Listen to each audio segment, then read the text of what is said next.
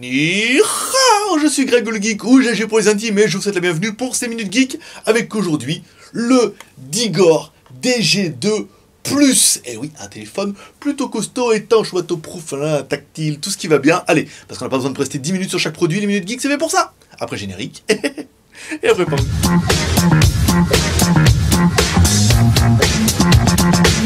Le Digor DG2 Pro, vous l'aurez compris, est un smartphone étanche, waterproof, surtout destiné aux aventuriers, aux professionnels ou alors aux chefs de chantier, bien sûr. Donc c'est un smartphone, oui, avec un bel écran tactile, comme ça, comme un smartphone, comme un vrai, mais vraiment endurci, plus costaud. Alors dedans, vous allez retrouver du Android 4.4. Alors c'est pas la dernière version, mais au moins c'est du Android, ce qui nous donne un score en tout plutôt correct, honorable, en fonction de la configuration qui est dedans, on va voir ça tout de suite. Le téléphone étant destiné aux professionnels à 2 cartes SIM à l'intérieur, ça veut dire que dedans on pourrait mettre 2 cartes SIM, une personnelle, une professionnelle, ou alors une pour la France, une pour l'étranger. On a également 2 IMEI qui sont différentes, on a mis ça dans le menu ingénieur, il n'y a pas de problème, ce qui nous donne un téléphone qui est 2G et 3G. Alors on est sur toutes les fréquences, mais on est uniquement sur 2G et 3G, pas de 4G. Le processeur c'est un MT6582, donc un 4 corps, un 4x1 Go 3 qui suffira largement pour l'utilisation normale. C'est pas un téléphone de gamer, c'est pas un téléphone pour regarder des vidéos en Full HD la classe, c'est un téléphone vraiment pour travailler et surtout pour être étanche. Au niveau de la mémoire, alors pour l'utilisation, on aura 1 Go de RAM, c'est pas beaucoup, mais c'est suffisant pour l'utilisation qu'on peut en faire.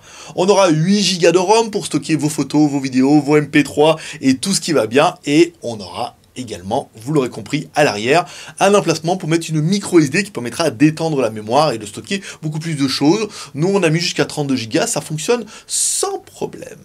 Smartphone, donc comme tout smartphone, il possède 2 caméras, comme tout smartphone de rigueur. Alors une caméra avant de 2 millions de pixels qui permettra de faire de jolis selfies, bien sûr, ou des vidéoconférences, par exemple. Et une caméra arrière de 8 millions de pixels qui vous permettra de prendre des photos. Donc on vous a fait une photo ici, et une photo ici, et qui permettra également de prendre des vidéos, tout ça en Full HD, si jamais il y a vraiment besoin. Donc on vous a fait une petite vidéo, ici comme toujours, on part de la gauche dans le building, on va jusqu'au Sec Plaza, on redescend, et bien sûr, c'est sans problème, tu le sais. Un des arguments forts de ce smartphone, ça sera sa batterie de 3000 mAh. Alors, elle est juste énorme. Ce qui laisse vraiment présager qu'on a vraiment une batterie de 3000 mAh. Et avec une configuration qui est plutôt modeste, on va dire que ça va marcher plutôt bien. Encore des avantages pour les professionnels. Le téléphone est NFC, ça veut dire que vous allez pouvoir soit payer sans contact, soit envoyer des fichiers comme ça, tout ça, sans toucher le téléphone. Si vous avez un autre téléphone qui est NFC, il a également la fonction PTT. Donc c'est pas la fonction du petit travailleur tranquille, mais c'est surtout une fonction talkie-walkie. Ça veut dire que vous allez lui mettre une antenne sur le dessus, et là vous pourrez communiquer en talkie-walkie avec une autre personne qui sera équipée soit d'un talkie-walkie, soit d'un téléphone qui est équipé PTT. Ça existe en fonction IPTT, mais là on est vraiment sur une fonction talkie-walkie, c'est plutôt pas mal. On aura également le GPS dans l'appareil, on a une bonne accroche, on a un fixe qui est correct, ça permettra de se trianguler, de savoir un petit peu où vous êtes dans la montagne, bien sûr. Bon, enfin, un des avantages de ce smartphone, c'est qu'il est résistant. En théorie, je suis cruche, je peux faire tomber mon téléphone, on va aller chercher. Et voilà, on est revenu, notre téléphone fonctionne toujours. Alors, on lui a fait prendre un bain avant, quand même un petit peu. Donc, on va vous faire voir un petit peu, le joli bain qu'on lui a fait prendre. Notre test de la noyade, alors on a vérifié, toutes les écoutilles sont bien fermées. Ici, dessus, on lance une vidéo. Ici, avec le son à fond, on met le téléphone dans l'eau. Un petit peu ce qui se passe, le téléphone s'est mis sur pause automatiquement. On relance la lecture. Pas de petite bulle. Vous voyez, pas de petite bulle qui remonte. Ça veut dire que mon téléphone est quand même bien étanche. Ici. Le tactile, ça forme un peu.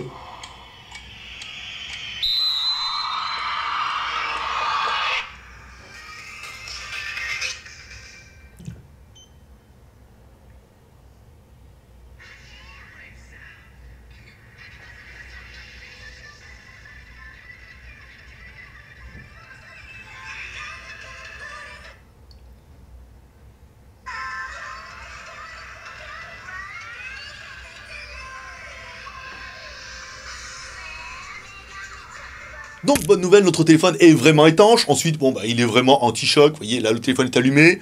On fait la cruche et tout. Donc ça se voit que nous ça tombe sur du parquet, c'est quand même un peu mieux.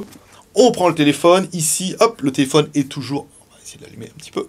Ici, voilà. Le téléphone est toujours allumé, il fonctionne bien et tout. Donc après, vous pourrez vous amuser à le jeter comme ça. Mais vous n'avouerez que ça n'a pas vraiment d'intérêt si ce n'est pour faire une vidéo. Et voilà, on va chercher le téléphone, il est toujours allumé, ici, voilà. Donc le téléphone est quand même plutôt étanche, anti-choc, vous voyez, ça a quand même ouvert un petit peu les écoutilles, mais pas vraiment de choses graves. On parlera quand même un petit peu du prix, ce téléphone nous a été envoyé par Geekbuying, et ils le vendent 160,06 €. Vous trouverez le lien directement dans la description, hop, sur la description YouTube, vous descendez. Ça fait un téléphone qui est pas excessivement cher, qui est quand même plutôt costaud, et qui fait bien le taf, tout compte fait, non ? Bon, je me rends compte à la fin de la vidéo que j'ai oublié de vous parler de l'écran. Bah oui, bon, l'écran, vous l'aurez vu, c'est un 5 pouces HD. En même temps, il n'y a pas vraiment d'intérêt de mettre du Full HD. Je pense que même en QHD avec un petit Q, ça aurait suffi, c'est pas mal. Le seul point négatif qu'on pourrait trouver sur ce smartphone, bon, à part son design et son côté un petit peu robuste, anti-choc et water resistant, ça sera qu'il n'y a pas de 4G. Voilà, uniquement 2G, 3G. En même temps, si c'est une application professionnelle ou une application de chef de chantier, vous n'avez pas vraiment besoin de la 4G, on sera bien d'accord. Voilà, comme toujours, si vous aimez cette vidéo, vous pouvez nous soutenir, nous encourager avec les 3 R. Le R de share en partageant cette vidéo sur les réseaux sociaux, le R de commentaire et le R de pouce en l'air, comme ça pour nous encourager dans notre travail. Voilà, comme dirait ta mère, t'en loupes pas une. Abonne-toi en cliquant sur ma gueule pour t'abonner à notre chaîne YouTube. Et comme toujours, je te donne rendez-vous dans 2 jours pour un prochain test high-tech ou smartphone. Paix et prospérité, bye bye.